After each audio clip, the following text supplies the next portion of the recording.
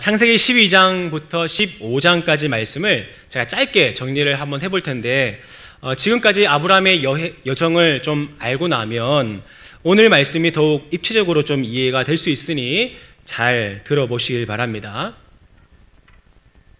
어느 날 하란 땅에 살던 75세의 아브라함에게 하나님께서 나타나서 말씀하셨습니다.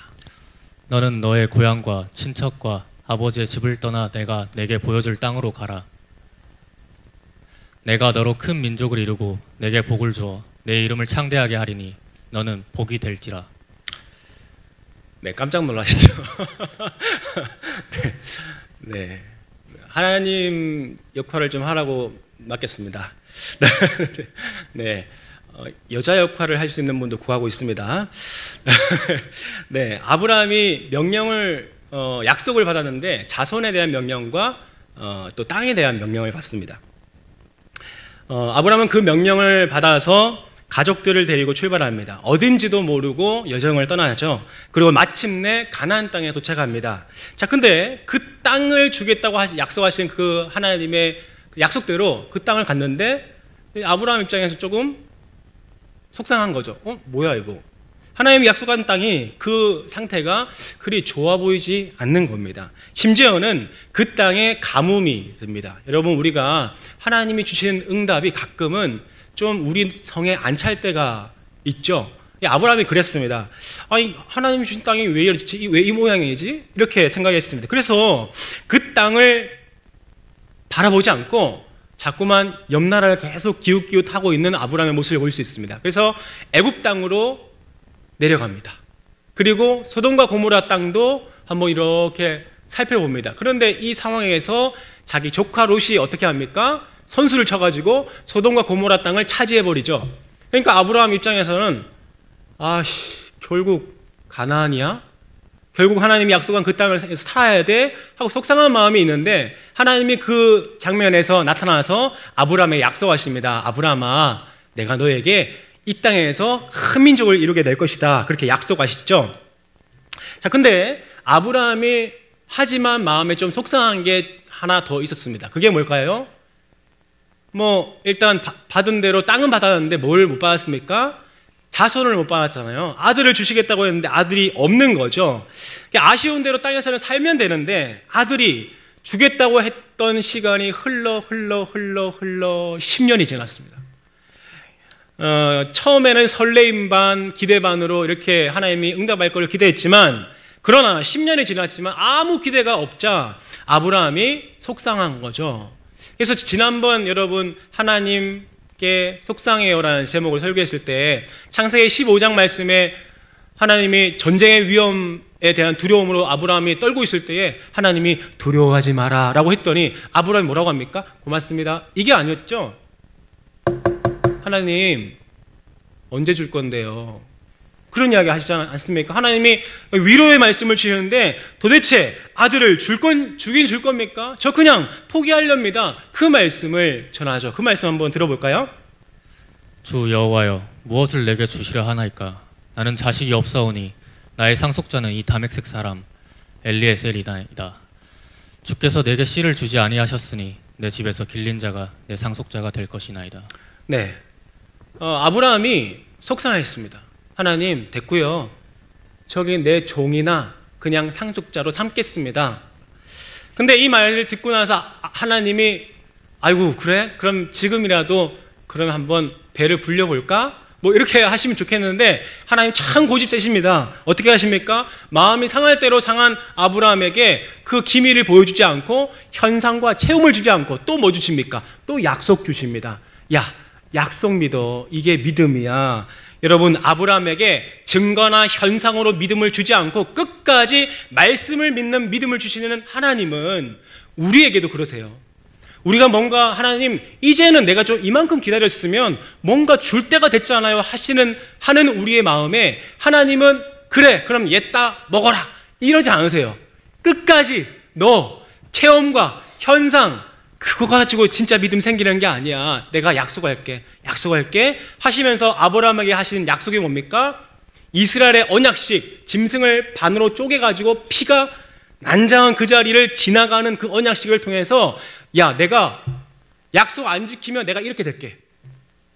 생명을 걸고 하나님이 이 약속을 내가 생명을 걸고 지키겠다, 이 말씀을 하시는 것까지가 창세기 15장입니다. 12장부터 15장까지 왔습니다. 자, 근데 16장에 가서 아브라함이 치명적인 실수를 범합니다. 그게 뭡니까? 이삭을 기다리지 못하고 자기 아내의 여종 하갈을 통해서 이스마엘을 낳게 됩니다. 완전 치명적인 실수를 하게 되죠.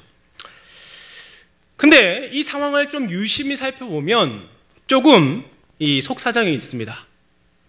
의외로 이것은 아브라함의 생각이 아니라 누구의 아이디어였냐면 자기 아내 사레의 아이디어였습니다. 우리는 이 상황에서 좀 사레의 입장에서, 지금까지 우리가 좀 아브라함에 대해서 좀 많이 봤는데 사레의 입장을 좀 이해할 필요가 있는 것 같아요. 자, 왜 사레가 이런 결정을 할 수밖에 없었는가? 여러분, 사레는 남편만 믿고 어떻게 합니까? 고향을 떠나왔습니다. 여러분, 그 당시에 고향을 떠난다는 것은 오늘날 뭐 부산에서 서울로 이사 오고 이런 차원이 아닙니다. 그 당시에 정말 고향을 버리고 간다는 것은 생명을 걸고 모험을 하는 겁니다. 가다가 강도를 만날 위험이 있고 야생 동물을 만날 위험이 있고 또 낯선 지역의 사람들은 낯선 사람들을 죽이기도 하고 약탈을 하기도 했습니다. 그러니 이 사레 입장에서는 남편만 믿고 가는 거예요. 그래서 남편이 하나님의 음성을 듣다고 하니까 오케이, 알겠습니다 하고 따라 나섰습니다. 그리고 아브람과 함께 그 여정에서 견뎌야 할 두려움과 고생스러움과 범패스러움, 그런 모든 것들을 다 겪어낸 거예요. 저희 어머님이 저희 아버지하고 만난 지 15일 만에 결혼을 하셨거든요. 네, 그런 일들이 있더라고요, 과거에는. 그리고 우리 아버님께서 그 배를 타셔가지고 저희 어머니를 저희 아버지 고향인 울릉도에 가둬놓고 배를 타러 또 가셨습니다. 그리고 2년 만에 돌아오셨다고 하더라고요. 그때 과정을 어머님이 말씀을 해주시는데 정말 눈물 없이 들을 수 없는 그래서 어머님이 그 섬에 갇혀가지고 죽고 싶었다고 그런 이야기를 하시더라고요. 근데 그런 이야기 하면 아버지가 좀 그런 이야기를 들어주면 좋은데 또 그런 이야기 한다고 그러시는 것 같아요. 이 사례 입장에서도 그런 거예요. 지금 남편을 쫓아서 이 울릉도로 왔는데 남편이 자리 없는 거죠. 이 본연의 책임을 져야 할 아브라함이 자꾸만 믿음이 흔들리는 겁니다. 이거 안 주시는 것 같아. 아니 하나님한테 응답 받았다면서요. 몰라, 기다려봐. 그러길 10년이 지났습니다. 그러니까 아브라함도 아브라함이지만 사라 입장에서는 이제 완전 그 믿음이 바닥을 치고 있는 상황 아니겠습니까? 아브라함도 약속을 들었던 아브라함도 흔들리는데 약속을 못 들은 이 사라의 마음이야 얼마나 힘들겠습니까? 믿는 사람이라고 남편밖에 없는데 남편이 힘들리니까 사례도 믿음이 흔들리는 그 상황 가운데 여러분, 창세기 16장 2절 말씀은요, 사례의 생각을 좀 엿볼 수 있는 장면인데 여자 나레이션을 할 수 있는 사람이 있으면 참 좋겠지만 우리 같이 한번 읽어보겠습니다. 시작. 여호와께서 내 출산을 허락하지 아니하셨으니 원하건대 내 여종에게 들어가라. 내가 혹 그로 말미암아 자녀를 얻을까 하노라. 자, 여러분 이 말씀 잘 보세요. 지금까지 안 주신 거 보면 하나님이 허락하지 않은 거라고 단정을 짓습니다. 이 대목만 봐도 이 사례 마음에 하나님에 대한 원망이 있다는 것을 알 수 있죠. 그런데 아브라함이 또 어디 갔다 와가지고 하나님이 자기 생명 걸고 언약을 했다고 또 이야기를 하는 거예요. 자, 그러니 이 사례 마음이 어떻겠습니까? 이런 생각 들지 않겠습니까? 자녀가 안 생기는 게 나 때문인가? 그렇죠? 하나님이 약속하신 아브라함의 자손은 꼭 엄마가 자기가 아닐 수도 있잖아요. 그런 생각을 할 수 있죠. 그러니 내가 양보하면 될 일 아닌가? 혹시 내가 괜히 고집을 피운 게 아닌가라는 이런 생각을 할 수 있는 거죠. 그래서 혹시 자기 여정을 통해서라도 아들을 줄 수 있겠다는 생각을 하게 된 것입니다. 여러분, 아무리 자기 몸종이지만 자기 남편이 자기 여정과 잠자리를 가지는데 여러분, 이 마음이 얼마나 힘들겠습니까? 근데 이것보다 더 힘든 게 뭘까요? 하나님의 계획에서 자신이 열애됐다는 생각. 하나님의 섭리와 하나님이 응답하시는데 나는 내 부족함 때문에, 아닌 하나님의 계획은 내가 안중에도 없구나, 나는 하나님의 계획에서 열애됐구나, 이 생각이 자신을 얼마나 힘들게 했겠습니까? 그 마음이 얼마나 서글펐겠습니까? 그런데 우리의 아브라함은 그것도 모르고 얼씨구나 하고 그냥 하갈한테 들어가가지고 그럽니다. 남자 여러분, 하나님이 남자를 가장으로 세우신 것은, 이 권위를 주신 것은 이 가정에서 대접받으면서 군림하라고 가장으로 세운 것이 아닙니다. 하나님이 가장으로 세운 것, 그 권위는요, 책임입니다. 하나님께서 모든 리더들에게 권위를 주신 것은 책임 때문입니다. 그래서 리더가 그 권위를, 책임을 잘 다할 때에 또 팔로우들은 존경을 하는 것입니다. 여러분, 가정에서 책임을 다할 수 있길 바랍니다. 남자들 아멘 하세요. 뿐만 아니라 우리 목장에도 그렇죠. 목장에도, 그리고 우리 교회에서도 동일하게, 저도 마찬가지고요. 모든 공동체의 리더는 권위를 부여하신 것은 그 힘을 남용하라는 것이 아니라 그 힘을 가지고 어떻게 하라? 책임을 다하라는 말씀입니다. 아내가 하나님께 실망하고 좀 다운되어 있으면 어떻게든 아내의 신앙을 위해서 세울 일이지 어떻게든 이스마엘을 얻을 일이 아니었습니다. 근데 아브라함 입장에서는 그럼에도 불구하고 아브라함이 왜 이렇게 결정을 합니까? 이 하갈의 몸을 통해서라도 하나님의 약속이 이루어진다면 그렇게도 해야 되겠다는 이 일말의 가능성을 찾은 것입니다. 그리고 이스마엘을 언젠가 가슴에 안고 아브라함은 이렇게 말하고 싶었을 겁니다. 하나님, 받은 걸로 하죠. 이걸로 퉁칩시다. 여러분, 우리도 가끔 우리의 감정과 타협할 때가 있습니다. 기대감으로 하나님께 기도를 해보지만 응답이 좀 더뎌지고 길어지면 우리 마음에 자꾸만 이런 생각이 들죠. 사례처럼 내가 혹시 믿음이 부족해서 그런가? 혹시 내가 문제여서 그런가? 그래서 어떻게 합니까? 궁형시책으로 하나님의 응답을 축소합니다. 내가 할 수 있는 선에서 피할 길을 만들어 놓던가, 하나님께서 응답하지 않을 경우에 나름의 내 대책을 마련합니다. 왜 그럴까요? 더 깊이 들어가면 이런 이유가 있습니다. 하나님께 더 이상은 실망하고 싶지 않은 거예요. 더 이상은 하나님께 실망하고 싶지 않은 마음이 있는 겁니다. 그래서 하나님께 더 이상 큰 기대를 가지지 않아도 되는 선에서, 상식선에서 기도하는 겁니다. 여러분, 기도 응답되지 않더라도 실망하지 않을 범위 안에서 기도하는 것, 여러분 그러고 있지 않습니까? 여러분, 우리가 한 번쯤 생각해 봐야 될 문제입니다. 뭡니까? 하나님께 큰 기대를 하지 않는 상식 수준의 기도예요. 목장 안에서 우리 기도 제목 나누자고 하면 갑자기 분위기가 숙연해지죠. 머리를 굴려서 기도 제목이 뭐였더라 한번 생각해 봅니다. 그리고 두루뭉실한 이야기 합니다. 꼭 하나님이 도와주지 않아도 괜찮은 제목들을 열거합니다. 근데 또 반대로요, 이런 경우가 있습니다. 상식을 뛰어넘는 기도를 해놓고 하나님께 실망하는 게 두려워서 우리가 어떻게 하냐면 이 이스마엘을 낳듯이 일말의 가능성을 또 찾는 겁니다. 하나님이 혹시 응답하지 않으면 이렇게 해야지.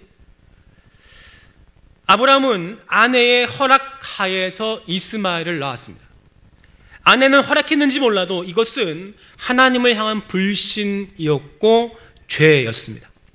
아브라함은 죄를 지어서라도, 편법을 해서라도, 혹시 그렇게라도 하나님의 아들, 그 하나님이 주실 그 아들이 생길 수 있다고 생각했습니다. 하지만 여러분, 이런 추측은요, 하나님의 속성을 알지 못하는 무지에서 나오는 결정이에요. 여러분, 하나님은 선하시고 의로우신 분이십니다. 그렇기에 하나님께로부터 나오는 응답도 선하고 의로운 것입니다. 여러분, 기억하시기 바랍니다. 하나님의 응답은요, 하나님의 속성을 위배하지 않습니다. 아브라함은 이때껏 자신을 선하게 의롭게 인도하신 하나님의 속성으로 자기에게 주실 응답도 유추해낼 수 있어야 되는 거죠.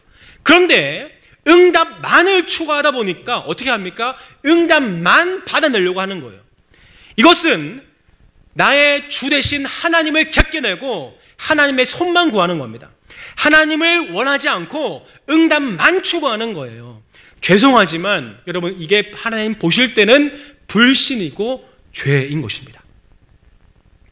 자, 이 사건 이후에 이제 오늘 본문의 17장으로 갑니다. 자, 여러분, 근데 이 16장과 17장 사이에 긴 시간이 있습니다. 여러분, 16장 한번 16절 말씀 한번 볼까요? 우리 PPT에 나오지 않습니다. 16장 16절 말씀 보면, 자, 아브라함이 이때 몇 살이었습니까? 86세입니다. 자, 그런데 17장 1절 말씀 보면 아브라함이 몇 살입니까? 예, 그러면 지금 13년이라는 시간이 흘렀죠. 하나님께서 13년 동안 침묵하신 겁니다. 하나님께서 엄청 속상하셨던 것 같아요. 늘 하나님과 주거니 받거니 대화했던 아브라함이 13년간 하나님의 침묵을 거치면서 어떤 생각을 했을까요? 어라?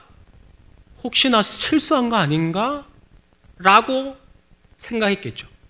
몇 주간은 이스마엘을 가지고 나서 몇 주간은 아마 잘했다고 생각했을 것입니다. 하갈이 임신해서 배가 불러올 때에 그는 아마 배에 손을 대고 기도했을 거예요. 하나님 감사합니다. 진짜 하나님 역사하셨네요 했을 겁니다. 응답이라고 드디어 주셨다고. 근데 몇 달 동안 하나님의 음성이 없는 거예요. 그렇게 매번 들어왔던 하나님의 세미한 음성이 들리질 않는 겁니다. 조금씩 마음에 초조했겠죠. 왜 하나님이 말씀하지 않을까? 하지만 그 마음 한켠에는 이미 답을 알고 있습니다. 그렇게 1년 뒤에 이스마엘이 태어났습니다. 혹시나 이제는 하나님이 나타나서 봐봐, 내가 줬지라고 할 줄 알았는데 하나님이 아무 말씀 없어요. 아브라함이 직감적으로 생각했을 겁니다. 아, 내가 실수했구나. 아브라함이 여러분 용서를 구했을까요? 모르긴 몰라도 이 아브라함도 나름대로 억울했을 겁니다. 하나님, 나도 할 만큼 했습니다. 나도 기다릴 만큼 기다렸습니다. 하나님도 할 만큼 했고 나도 할 만큼 했으니까 됐습니다. 이제 그렇게 아마 생각했는지 모르겠습니다. 하지만 그 다음 해도 외쳐보고 기도해보고 찾아보지만 하나님의 아무 응답이 없는 거예요. 여러분, 이럴 때 있죠. 하나님이 아무 소리도 하지 않고 내 모습을 그냥 관망한 것처럼 느껴질 때, 그렇게 그는 13년 동안 하나님의 침묵을 경험하면서 여러분 결국 아브라함이 어떤 생각으로 규정을 했을까요? 아, 내 실수로 하나님이 떠났구나. 아, 나는 하나님의 궤도에서 벗어났구나. 아, 그렇구나. 나의 실수로 하나님의 계획과 약속은 무산됐구나라고 생각하지 않겠습니까? 저도 과거에 좀 그렇게 생각했던 것 같습니다. 내가 이렇게 건설 현장에서 일용부 잡부가 된 것은 하나님의 진노 가운데 있는 거라고, 내가 이렇게 대리운전이나 하는 것은 날 향한 하나님의 촛대가 옮겨진 게 아닐까라고 두려워했습니다. 저는 전 사역지에서 참 힘들었지만 참 행복하게 사역했습니다. 여기 우리 청년들 중에 또 서울에 올라와서 저와 함께 지금 같이 사역했던 청년들도 몇 있습니다. 근데 그때 제가 그 사역지 참 행복하게 정말 제 젊음을 불태우리라 하면서 열심히 사역을 했는데, 근데 그때 제 개인적인 사정에 의해서 사역을 그만두게 됐습니다. 개인적인 사정이라는 게 사역이 힘들기도 했지만 가정이 중요했습니다. 그리고 사역자에 대한 대우가 중요했습니다. 그래서 사역을 그만두고 그때는 나름대로는 어쩔 수 없는 선택이라 생각했습니다. 근데 문제는 그 교회 담당하고 있던 부서가 문제였어요. 뭐가 문제였냐면 그 당시 제가 맡을 때 그 대학부가 4년 동안 대학부 사역자가 5번이 바뀐 부서였습니다. 대부분 잘리거나 자기 발로 나간 사람들이었습니다. 그러니 이 대학부 청년들이 얼마나 마음에 상처가 됐겠습니까? 하지만 저는 자신이 있었습니다. 정말 나는 1년 만에 절대로 그만두지 말아야지. 나는 영혼들 생각해서라도 절대로 1년 만에 그만두지 말아야지라고 생각했습니다. 그런데 결국 사역을 그만두게 된 겁니다. 1년 만에. 여러 가지 변명거리가 있고 또 정황이 있지만 정말 어쩔 수 없는 선택이었다고 돌아보지만 결국은 제가 선택한 것입니다. 사역을 그만두고 기도원에 올라가서 기도했습니다. 하나님, 내 길을 인도해 주세요. 근데 기도가 안 나오는 거죠. 기도가 안 나오기도 하고 하나님이 침묵하시는 것 같아요. 하나님의 어떤 음성도 들리지 않고 제가 양육했던 우리 청년들 얼굴만 아른거립니다. 일주일 동안 거기서 회개만 하다가 내려왔습니다. 저는 아브라함처럼 직감했습니다. 아, 내가 실수했구나.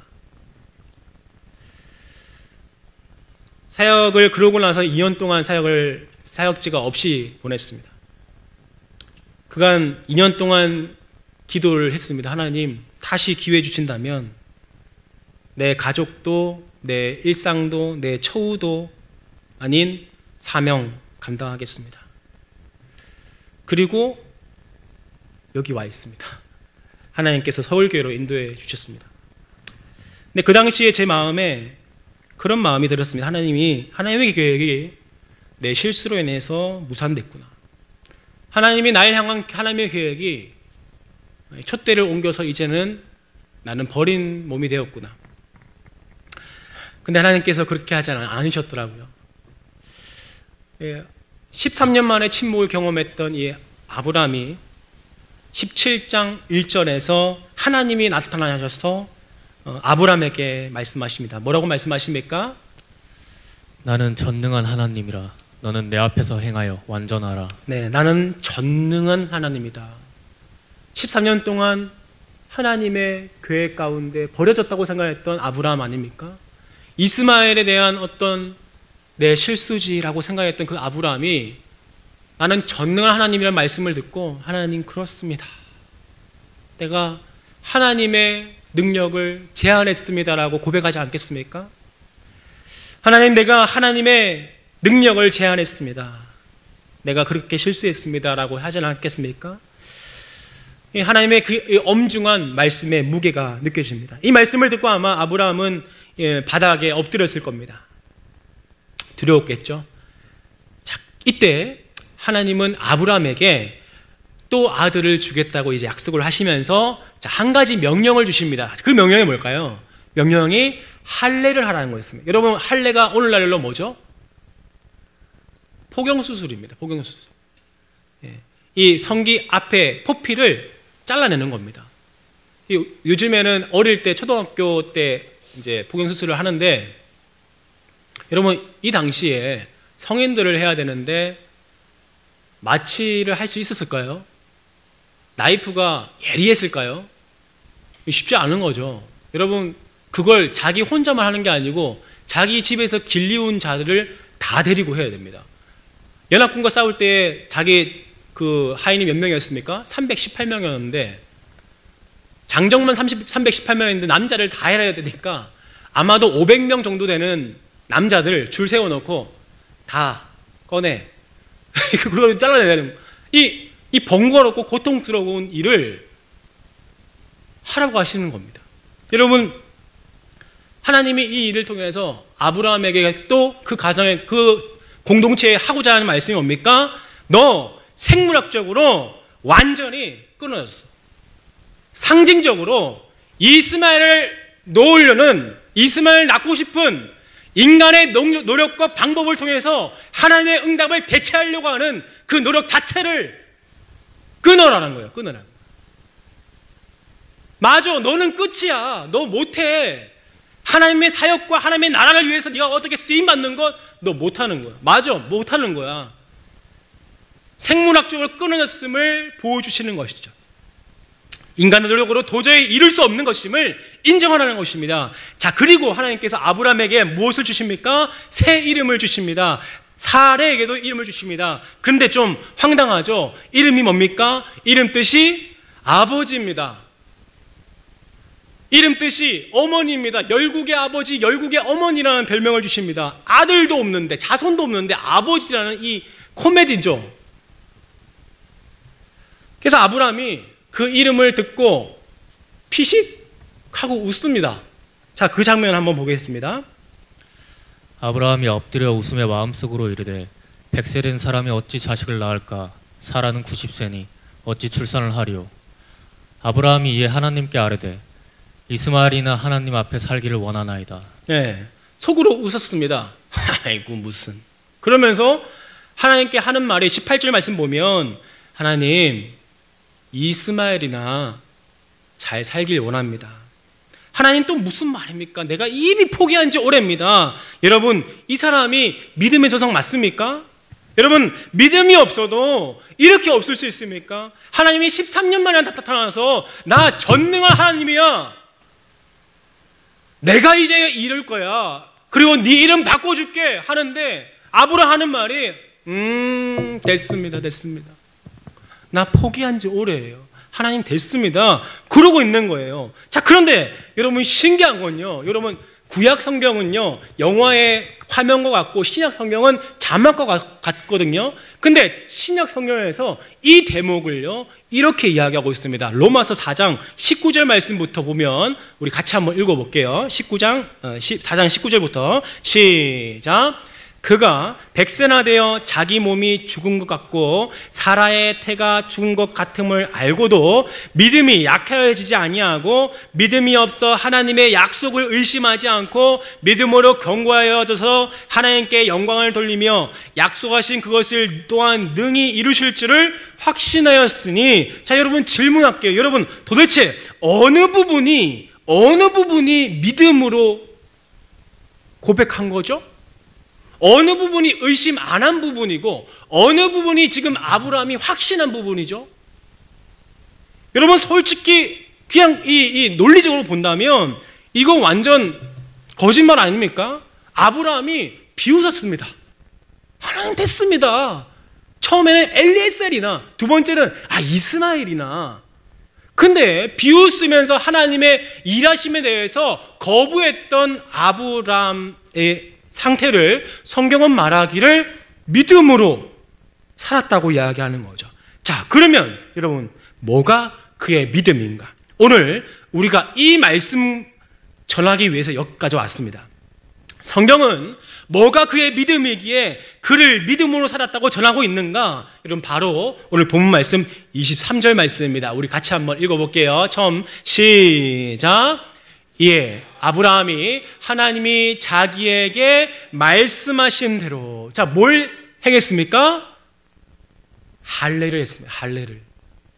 그 번거롭고 고통스러운 그 할례를 행했어요. 여러분, 아브라함이 믿었습니까? 안 믿었잖아요. 정확하게 말하면 못 믿었죠. 그냥 비웃었습니다. 그냥 됐다고 하나님 할 만큼 했으니까 포기했습니다. 그런데 지금 뭘 했습니까?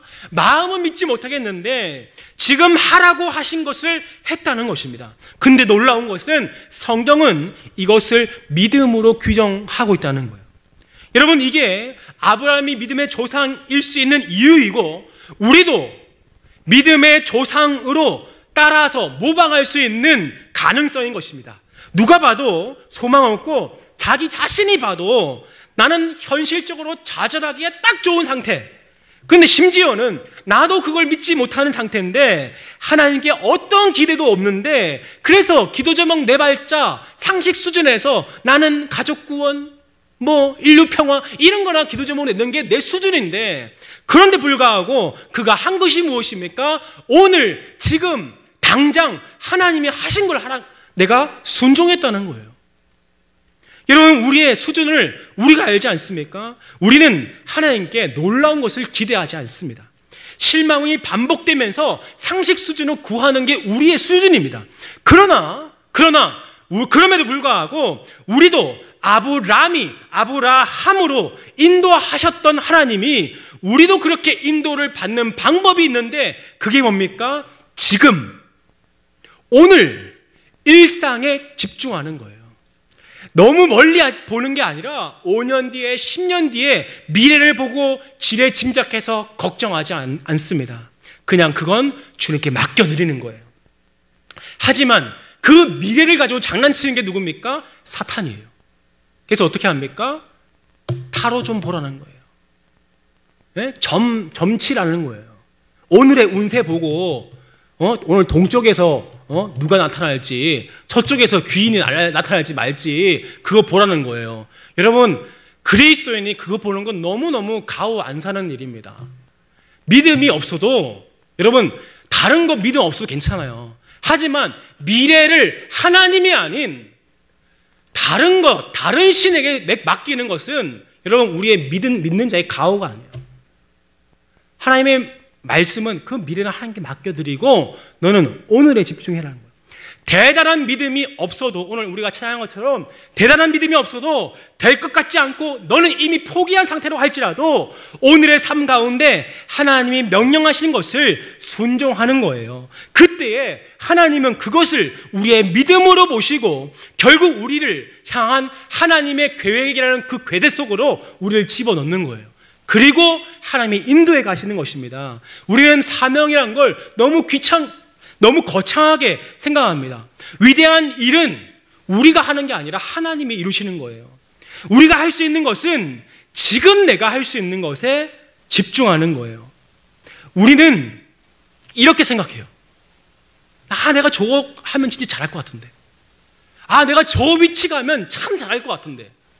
여러분, 이건요, 이 비교에 의해서 우리로 하여금 오늘에 집중하지 못하고 오늘 내가 맡겨진 것을 사소하게 보는 것, 그래서 오늘 시간을 게으르고 나태하게 아무것도 아닌 것인 양 오늘을 살게 하며 그냥 시간 보내게 하는 거, 이게 사탄이 우리에게 주는 유혹이라는 거예요. 여러분, 현재가 이어져서 미래가 되는 거예요. 근데 사탄이 주는 것은 무엇입니까? 미래만 보라는 거예요. 오늘 집중하지 말고. 근데 하나님이 우리에게 말씀하시는 건 오늘 집중하다 보면, 오늘 작은 것에 충성하는 자는 그 다음 단계도 하나님 맡기시겠다는 게 하나님 약속 아닙니까? 여러분, 나는 믿을 그런 대단한 믿음은 없습니다. 나는 실수해서 내 삶이 꼬일 수도 있고 돌아갈 수도 있어요. 이삭이란 것을 줄지 안 줄지에 대한 기대도 사라진 지 오래예요. 꿈도 접은 지 오래예요. 하지만 내가 오늘 순종해야 할 것에 집중할 수 있다면 내 삶을 다시 하나님의 궤도로 올리시는 하나님의 손길을 보게 될 줄 믿습니다. 여러분, 그래서 오늘 여러분에게 주시는 사명, 오늘 여러분 이번 주에 하나님이 여러분에게 주시는 사명 2가지입니다. 첫 번째는요, 내가 해야 될 할례가 뭔지를 발견하는 거예요.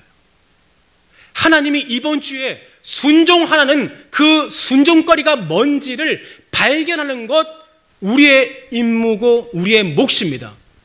이거 없이 하나님 내 삶을 인도해 주세요, 어불성설입니다. 하나님의 음성을 듣지도 않으면서 내 삶을 인도해 주세요, 이건 욕심입니다. 하나님의 인도하려면 적어도 여러분은 하나님 나에게 말씀하시는 할례를 들을 줄 알아야 되는 거예요. 오늘 내가 뭘 해야 되는가? 하나님, 내가 지금 순종해야 할 게 뭡니까? 내가 지금 오늘 당장 내가 만나는 사람에게 어떻게 행동해야 됩니까? 내가 지금 품고 있는 사역과 내가 지금 하고 있는 일을 어떻게 해야 됩니까? 이거 내가 오늘 해야 될 할례거리를 하나님께 듣는 거예요.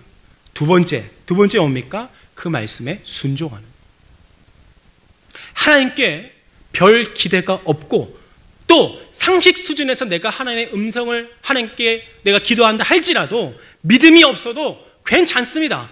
그러나 오늘 나에게 명하시는 것, 그거 할 수 있다면 하나님은 인도하시고 그것을 여러분의 믿음으로 보실 것입니다. 매주 설교 말씀 여러분 일주일 동안 되새김질 하기 바랍니다. 레위기 보면요, 되새김질을 하지 않는 동물을 먹지 말라고 그랬어요. 목장 안에서 한 주 동안 말씀을 되새김한 흔적을 여러분 나누길 바랍니다.